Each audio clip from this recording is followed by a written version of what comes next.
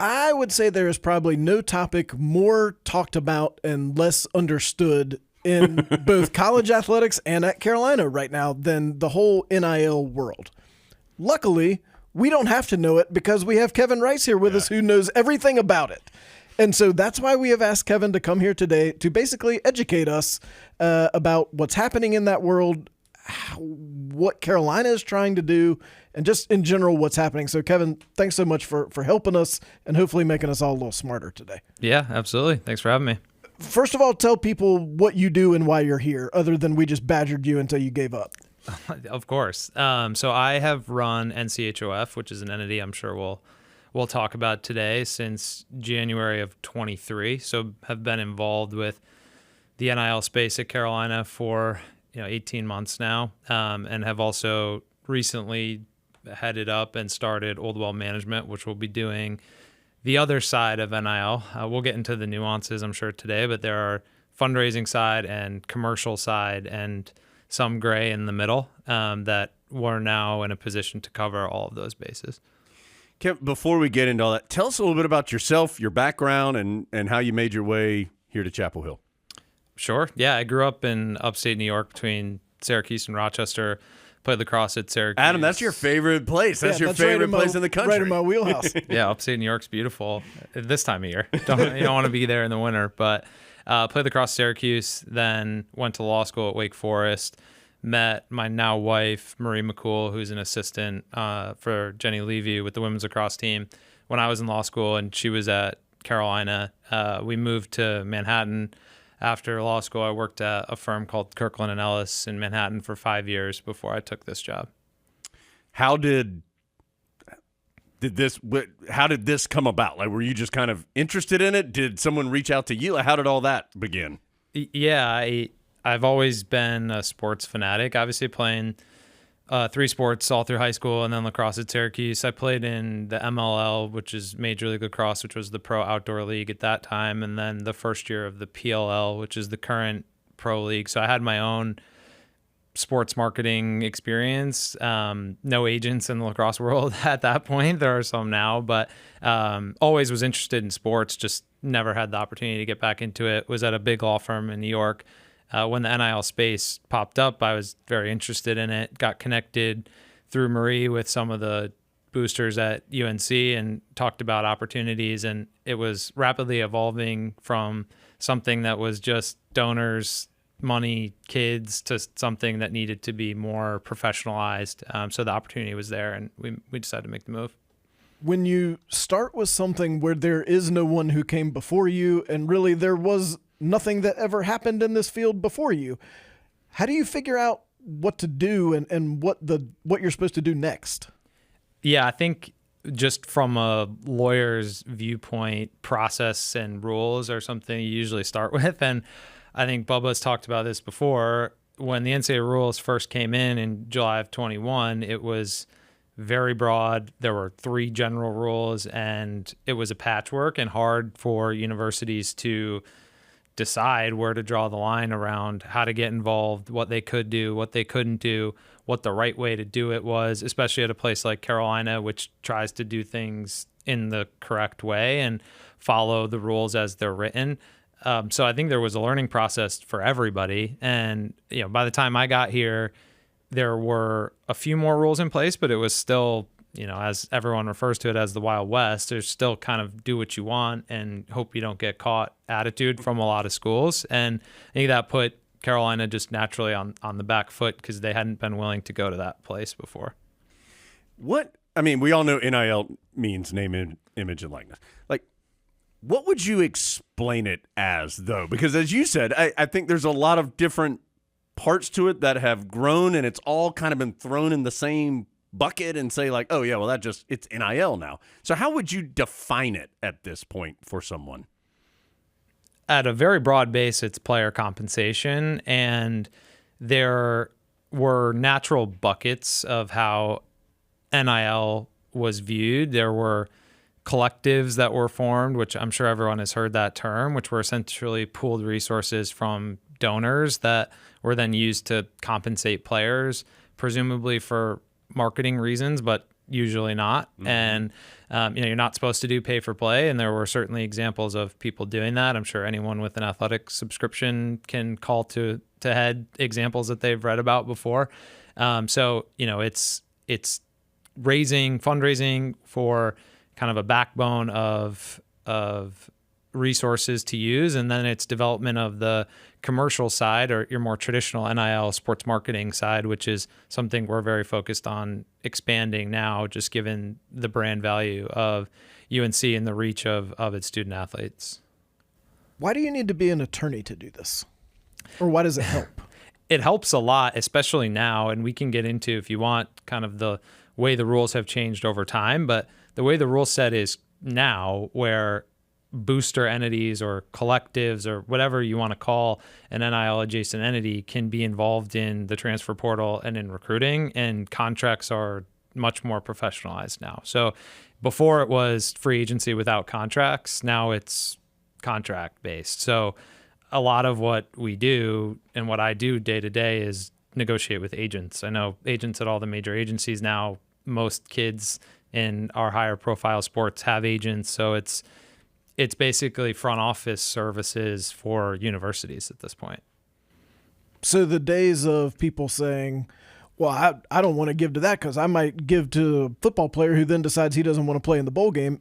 It could be that it could be in his contract to play in the bowl game if he is receiving said benefits. Correct. I think bowl games are kind of a whole separate thing when you're talking about, pro prospects for that player. There's a give and take there. But certainly, I mean, there are public examples of people taking money at one school, leaving before that season starts. If that happens, I haven't done my job. That there is a way now to make it so that doesn't happen. And so I think the schools that have adapted post-April to those rule changes are in a good position. I think folks look at our football program and, concerns pre-opening of the April transfer portal to what happened. We were able to retain all of our top players who we were looking to retain. And that's by being strategic and having solid contract work and just doing the work on the front end. Okay, so how have the rules adjusted? I mean, what are the major changes through, the years isn't, so we're talking 3 years here, but what are the major differences now compared to when things started? In some ways, the rules have peeled back some, which has provided more structure, which I know doesn't sound like it makes a lot of sense, but before you couldn't permissibly have me or someone in my role at a different school talk to kids in the portal or talk to recruits. Coaches weren't supposed to talk about numbers or talk about anything of that sort.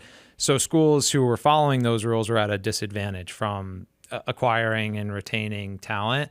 It started with the Tennessee and Virginia injunction, where Tennessee's collective was in trouble for paying for travel for a recruit. And the rollback of those rules after the court sustained that injunction meant collectives could be involved in that process, which makes a ton of sense for a school like North Carolina, where you can bifurcate much more now roles and responsibilities of the coaching staff, which should be coaching and identifying talent, and another entity that can work in the space, deal with agents, deal with parents, make sure expectations are aligned. And, it's very similar to how pro teams are set up, right? The head coach of the football team isn't negotiating the deal with the player's agent. Okay, I have no doubt that you are well versed in what is happening and have as much experience as one can have in this very. But you are only one man. How do you you can't be the GM for every single sport at North Carolina in this role? So how large do you expect this to eventually be? Is there going to be a staff of 50 people, 100 people who are doing this at some point in time? I don't think it'll ever get that big. I think we've talked about changing rule landscape already. There are potential big rule changes on the horizon as far as next summer, even with some of the rev share settlements that are proposed, and that'll fundamentally change again what the needs are, because that world looks more like a salary cap than an uncapped world. And your GM type services become even more important because you're doing financial planning and cap planning and budgeting. So that the needs become more from a forward-looking process perspective. If that's the case, I think now it's manageable just because not every sport has that level of detail. In a lot of ways, once we've gotten to a place where there's a contract form that we and the coaching staffs feel good about, it's easy to do those negotiations because you know where the push points are and what you need out of it and what you don't. The way things work now, what happens first?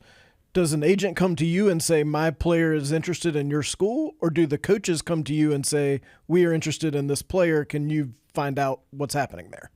Yeah, we try to continue to do things in the right way, which is coaches are identifying talent, and then it's a reach out and information gathering process from there with agents and reps and families around what they may be looking for from an NIL perspective and what, depending on the sport, social media following, what type of marketability that player may have. Okay, the word I've heard the most is consolidation when it comes to Old Will Management and UNC Athletics and the Rams Club. And so how does all this now work together? How is that consolidation something why does it make sense and how does it work? It's been very important to get to a more streamlined structure, and that's only been really feasible because of these rule changes. So if you take a step back and you look at Heels for Life, which popped up for football right when NIL first started, as we discussed, the university really couldn't be involved literally at all permissibly in that process. So the people who started Heels for Life, Bill Goodwin, Dwight Stone, Tom Mann, those guys stepped in fast to fill a void because without it, there would have been no NIL here. And naturally that led to, each program kind of protecting their own interests and getting their supporters together in order to put an NIL program in place. As the rules have loosened a little bit where university can have more information around what's going on, you can use some resources of the university in the process. It just makes sense to be from an efficiency of cost perspective, but also donor outreach, so you're not calling the same donor about two different sports 10 minutes after each other, more coordinated and being in line with the Rams Club, who is obviously the historical fundraising arm of the athletic department, and making sure everyone is on the same page. Now that I think there was always a time where people, well, is NIL here for good, or is it here for a year? Is it here for 2 years? I think everyone understands now player compensation in some form is here. It just is a reality of college athletics now. So getting alignment with the university and the Rams Club and the athletic departments has been very important just from a process and organization standpoint. You threw out NCHOF early on, which is North Carolina Hall of Fame. What is that for people who don't know, and how does that play a role here? It plays a role. It's a nonprofit organization that was founded by Jim Coleman, who was a former UNC football player, big time supporter of many of the athletic programs. And it was always an organization with a dual part mission. It's, there's architects engaged around building a physical sports hall of fame. It's Jim's, mission to bring that to light here. And so we've found ways to support current student athletes and the local community through that organization. So it's just another piece of the whole. We've got charitable partners all over Orange County, whether it's Table or Porch or Miracle League of the Triangle, and we connect student athletes with those service opportunities. I think a question, at least that I have heard and that I think is pretty prevalent out there, is people say, well, okay, I understand that it makes sense for it all to come together, but I want my money to go to X, basketball, field hockey, women's lacrosse, whatever it is, football. Mm-hmm. Is that still possible? How does that work? It can, and that's how it works. I think for people to talk about it in a sense that a world they know, it's similar to the Rams Club. If you want to support the special account of the softball program, you're going to go through the Rams Club, but it's going to go to that bucket. It's the same concept here. So from a consolidation, it's legal consolidation, and it's consolidation of process and of decision-making authority and of outreach, but it's not commingling of funds. There's no cross-pollination when it comes to that.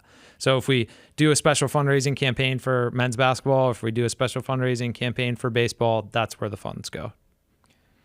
If I'm listening to this and I'm an individual Tar Heel fan, not a business, and I think, well, I haven't really been involved with this, but I think I would like to be. I'm guessing you don't want everyone to call you. So who would individual Tar Heel fan call to find out more about what to do next? I think the exciting part now with everyone at the university on board is if that person is a Rams Club member and they have a gift officer that they work with at the Rams Club, they're educated in NIL now, so they can reach out to them. We've got the website. There's the Carolina NIL website, which the school launched, which will provide blanket updates around whether it's events or apparel or anything like that where fans can be more actively involved, and there are opportunities to be involved financially that don't require a large just gift to an athletic program. There will be more of those, and it'll be more public where people can have those options now. You talk some about Carolina's brand and really the focus being on marketability and things like that. There are some places that are going to pay somebody X amount of dollars to come play football or basketball at their particular school. How, if you are not willing to do that, and we believe that's not the right way to do things, how do you stay competitive in your mind in that space when there are people that are willing to do that? Does that make sense? It does. And I think that's one misconception is that, or maybe a misconception, we do play that game, right? You have to. So we play that game, but we also believe, just like recruiting before, there's always a new trend in recruiting, whether it's crazy locker rooms or whatever facilities are the new trend, it's a piece of the whole. So you're still selling the University of North Carolina and being a member of one of these athletic programs as part of it. NIL is now just a component. And I think you see examples of players who understand that that should just be a piece, especially if there's a professional future, helping them understand fit and ability to succeed on the field, what that can do for your brand. I think people who watch March Madness saw our players on national commercials. You don't get that if you're going to a school that just wrote you the biggest check. So I think people, it's a process of educating players and recruits about what the total package looks like. It's not always just what school can write you the biggest check. This is the episode where we took a bunch of questions from listeners, and we're just going to answer them all in a later part of this show. I know I saw one was a specific individual who said they had recurring donations set up with Heels for Life. Mm-hmm. Do those just roll over, or do they need to set up something brand new? Yeah, so those, just given that entity closed, those won't roll over, but there'll be set up opportunities to give either through the Rams Club. So it's very similar to your subscribing membership tier through the Rams Club if you want to go that side. And we'll have opportunities where we'll be launching things from the Old Well side that is more of the commercial aspect that folks can sign up for as well. If you don't want to answer this question, that's fine. It seems like eventually there's going to be some kind of decision that has to be made on the relationship between NIL and Title IX. Do you have any thoughts on kind of that relationship and how those things may play out? The drive of Old Well management and the universities to build out the commercial side of NIL. The beauty about the commercial side is that it is market driven. So Title IX really doesn't play a role. If you watch ESPN, you saw Caitlin Clark in National State Farm commercials. That's because she's a great player who built up a huge following. That's the goal, right? It's marrying great players with good social media habits and a great brand, and those players are going to be marketable and they're going to make money. It's, in many ways, the female athletes have more access to that because they're better at social media, they're better at marketing themselves. And so I think as we work on that side and develop those branding opportunities, athletes from many teams will be able to take advantage of that. You've said the phrase the right way a couple times, and we've said it too. Is it still possible to tell what the right way is, or is that a little more gray? To me, the right way is being upfront with players and with agents about expectations and what NIL is. And we talked previously about how contracts and structure is much more involved in the process now. And that's the right way, right? If it's going to be a free commercial market, then you can govern it through contracts and through open discussions versus, everyone's conceit of a brown paper bag full of money. I think the more we get away from that and into a real economic market, the better, because there's obligations and expectations on both sides. It helps us on the branding side to develop that, where we're selling real assets to brands now. It's players with social followings, it's contracts with obligations of appearances and social media promotion, things that we can sell that are real and tangible versus just, hey, come to our school and you're going to maybe make this much money. There's no contract for you, but we'll make it up for you when you get here. That's the right way and the wrong way of NIL. And we don't do that. We run by contract. We fulfill our payment obligations, and that's the right way to me. You've mentioned social media a couple times. A, it feels like that is going to be an enormous part of all of this moving forward. And B, is that something that the university or Carolina Athletics or Oldwell Management or whatever, like, is that something where you can help athletes with that and like how to build up their following in that area?